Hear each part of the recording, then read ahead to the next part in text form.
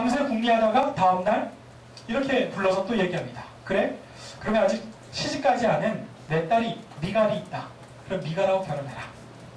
그랬더니 다윗이 이번에도 거절하는데 제가 왕의 가문에 장가를 가려면 그 많은 지참금, 패백을 제가 어떻게 다 감당하겠습니까? 안 되겠습니다.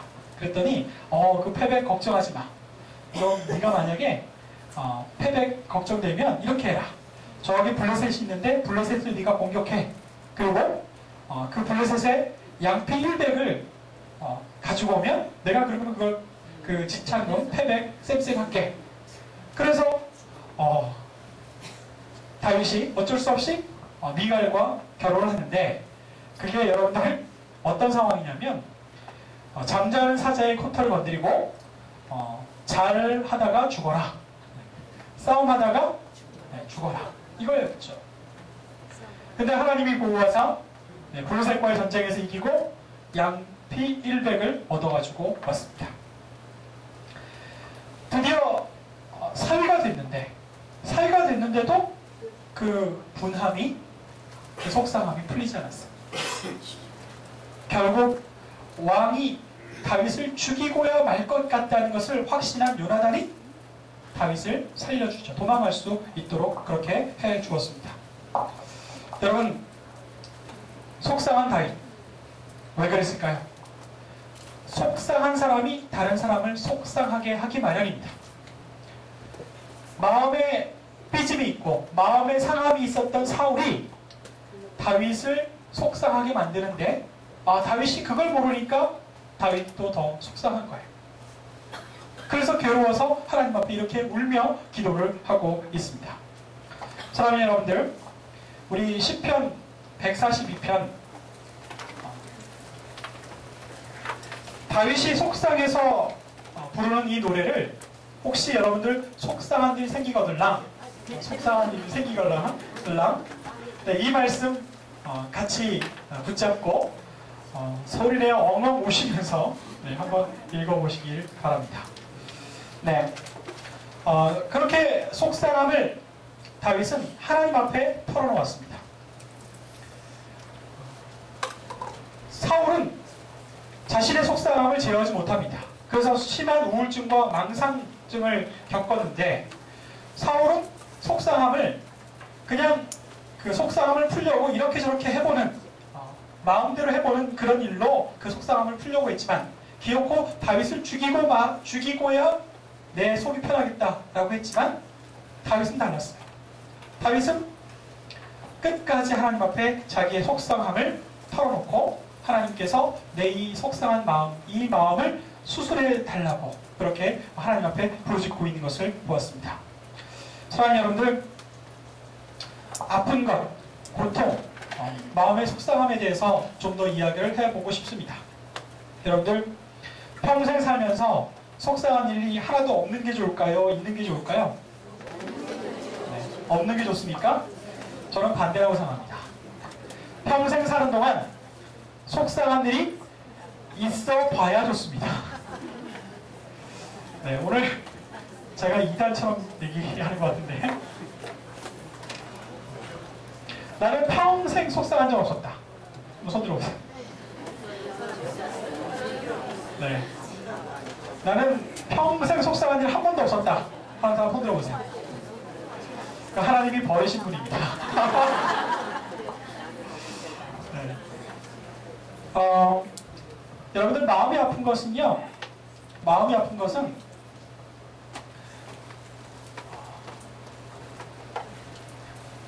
우리에게 때때로 선물일 수 있습니다. 제가 지난 학기 때 여러분과 함께 나눠드렸던 한 가지 중요한 관점 이야기 해드렸죠? 우리가 아프고 우리가 통증을 느낄 수 있는 것은 어쩌면 하나님의 은혜, 어쩌면 하나님의 구원의 통로가 된다라고 이야기했습니다. 제가 날마다 우는 5살 여자아이 이야기를 해드렸죠? 네. 그 여자아이가 왜 우는지 몰라서 밤마다 고생하던 그 가족이 그 이유를 알았습니다. 가사를 책임지고 또 그 가정의 생계를 책임지고 아이들 돌보는 짐까지 모두 짊어진 엄마가 날마다 힘겨워서 울어야 하는데 엄마가 그러지 못하니까 그 엄마의 마음을 정서를 아는 이 아무 말도 제대로 잘 못하는 5살짜리 딸이 날마다 밤마다 울어줍니다. 만약에 그 가정 내에 그렇게 눈에 보이는 고통과 또 이상한 일이 나타나지 않았으면 그 엄마는 몇 년 더 그렇게 고생하다가 그 엄마가 병들어 죽게 되었을지도 몰라요. 그런데 오늘 5살짜리 딸아이가 밤마다 잠 못 자고 우는 이 고통 때문에 그 가족이 회복되는 일을 찾은 겁니다. 남편이 보다 더 성실하게 일해서 아내의 어깨에 짐을 덜어주고, 그리고 친정어머니가 마음을 바꿔서 그 손자 손녀들을 좀 더 그렇게 보살펴 주었더니 엄마의 혼자 짊어지고 있었던 모든 마음의 짐과 고통이, 속상함이 내려지고 감소해져서 그 딸이 더 이상 울지 않게 되었더라. 그러니까 그 가족의 아픔과 고통은 오히려 그 가족을 회복시키고 그 가족을 건강하게 만드는 하나님의 은혜의 방편이었다 라고 그렇게 이야기를 했습니다. 또 한 가지 이야기가 더 있었죠. 저는 폴 브랜드 박사 이야기를 해드렸습니다. 폴 브랜드 박사는 평생 인도에서 의료 선교사로 한센병 환자들을 돕는 일을 했었어요. 그런데 이때까지 한센병 환자들이 왜 손이 문드러지고 얼굴이 뭉그러지는지 알지 못했습니다. 그가 발견한 중요한 위대한 발견은 한센병에 걸린 나병 환자들이 통증을 느끼지 못한다는 거예요. 통증을 느끼지 못해서 손에 상처가 나도 제때 치료하지 못하고 발에 상처가 나도 제때 치료하지 못해서 골마서 그 손과 발이 썩어 들어가서 사라지는 거죠. 이때까지 몰랐어요. 여러분들 통증이 없으면 얼마나 좋을까? 상처가 나도 아프지 않으면 얼마나 좋을까? 천만의 말씀. 상처가 나야, 통증이 있어야 치료합니다. 암이 왜 무서운 줄 아세요? 병이 심각하게 진행된 동안 아무런 통증이 없어요. 통증이 있었다면, 밥을 먹을 때마다 위가 아팠다면, 배가 아팠다면 당장 병원 가서 치료했겠죠. 검사도 받고 그리고 적절한 치료를 했겠죠. 그러나 5년이 지나도 6년이 지나도 암은 잘하고 있는데 통증이 없어요. 그러니까 아주 치명적으로 생명을 위협할 때까지 자랐다가 마지막에 아주 심각하게 아프게 만들다가 생명을 뺏어갑니다. 여러분들, 우리가 한 번씩 병들고 우리가 한 번씩 아픈 거, 그거 하나님의 은혜입니다. 너 기운 좀 차리고 너 다시 회복해야 된다는 것을 알려주는 은혜가 되는 거죠. 제가 책 한 권 더 소개하겠습니다. 고통이라는 선물이라는 책이 있어요. 이 고통이라는 선물이라는 책에 아주 우리가 잘 알고 있는 한 가지 중요한 사실이 있습니다. 어떤 사실이냐면 모든 가족, 모든 사람들이 한 번씩 아니면 중요한 때에 아주 어려운 상황과 고통 가운데 빠져들 때가 있다. 잘 나가던 사람이 망해서 아주 쩔쩔맬 때가 있고, 건강한 사람이 병약해져서 쭉 혹독하게 고민할 때가 있고, 그리고 잘 크던 아이들이 한 번씩 엇나가서 속상하게 할 때가 있다. 그런데 폴 브랜드 박사의 관점처럼 이 고통은 우리를 살리고자 하시는, 우리를 회복하게 하시고자 하신 하나님의 선물이라는 거예요. 자고 한 사람이 쭉 잘 나가다가 넘어지지 않으면, 망해보지 않으면 하나님을 찾을 리가 없다는 거예요. 하나님께서 그 영혼을 사랑하셔서 그 영혼을 구원하고 건지시기 위해서, 그 얼굴을 하나님께 돌리게 하시기 위해서 느닷없이 고통에 빠지게 하는 거예요. 그렇다면 그 고통은 뭘까요? 하나님의 선물입니다. 여러분들, 마음의 아픔, 마음의 속상함, 이거 경험하지 못하고 사는 사람들, 제일 큰 특징이 뭔지 아세요? 단명합니다. 단명. 왜 단명할까요? 사는 재미가 없어서. 사는 재미는요, 지지고 볶다가, 지지고 볶다가, 아파하다가, 울부짖다가, 그리고 웃는 겁니다. 그리고 일어서는 겁니다. 여러분들 이제 우리가 속상함을 다루는 것에 관하여 몇 가지 더 이야기를 하고 마칠까 합니다. 경험주의 가족치료에서는요, 이 속상함을 어떻게 다루려고 할까요? 경험주의 가족치료자들은요, 속상한 사람들이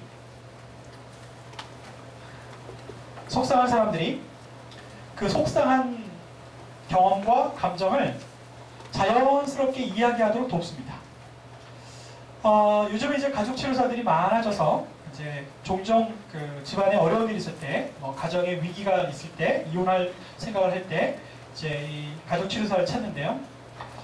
가족치료사들을 찾을 때 제일 중요하고 가장 효과적인 것이 자연스럽게 가족들 있는 앞에서 자기의 속상한 감정, 속상했던 경험, 이것을 모조리 다 털어놓는 겁니다.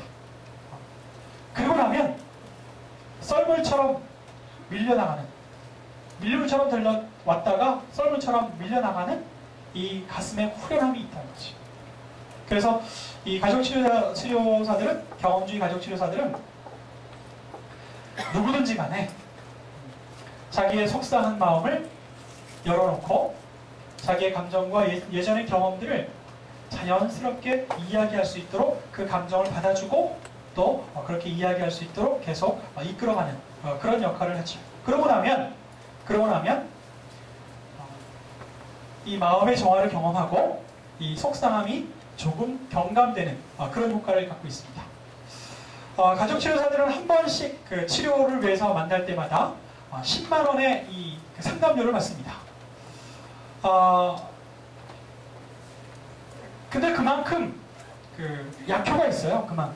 그만큼 이 속상함을 덜어내는 약효가 있는데, 저는 가톨릭에서도 이런 장치가 있다고 보는데, 어떤 장치냐면 가톨릭은요, 고해성사라는 게 있습니다. 자기의 이야기를 절대 100% 비밀을 보장하고 자기의 허물과 죄와 또 이러저러한 부끄러운 것들을 혹은 속상한 것들을 다 털어놓도록 하는 이 고해실이 있습니다. 그렇죠? 우리 기독교도 그런 점은 좀 본받아야 돼요. 마음에 속상한 게 있어도 어디 가서 한번 털어놓지 못하는 상황, 이 마음에 답답함이 있어도 어디 가서 속 시원하게 한번 울면서 이러저러한 내 이야기를, 내 마음을, 내 경험들을 이렇게 다 털어놓고 그것을 받아줄 만한 그런 사람을 못 만나는 것, 그거 참 불행한 겁니다. 그래서 저는 그렇게 하고 싶습니다. 그래서 어떤 속상한 이야기든지 나의 속상한 이야기처럼 듣고 또 그 감정을 다 받아주고 또 격려하고 위로하고 지지하는 그런 사역이 저의 주 사역이 됐으면 좋겠다 하는 그런 생각을 하고 있습니다. 그 다음에 두 번째, 다윗은 이 속상함을 어떻게 다루었을까요? 다윗은 아주 중요한 비결 한 가지를 갖고 있었어요. 어떤 비결이냐면 시편 142편 함께 읽은 그 말씀 중에 6절과 7절에 이런 구절이 있습니다. 나의 부르짖음을 들으소서. 나는 심히 비천하나이다. 나를 핍박하는 자에게서 건지소서. 저희는 나보다 강하나이다. 내 영혼을 옥에서 끌어내사 주의 이름을 감사하게 하소서. 주께서 나를 후대하시리니 의인이 나를 두르리이다. 이렇게 고백합니다. 이 말씀은 뭐냐면 다윗은 속상한 마음을 이렇게 다뤘다는 겁니다. 내 영혼을 옥에서 끌어내어 주옵소서. 나는 비천하고 나는 힘이 없습니다.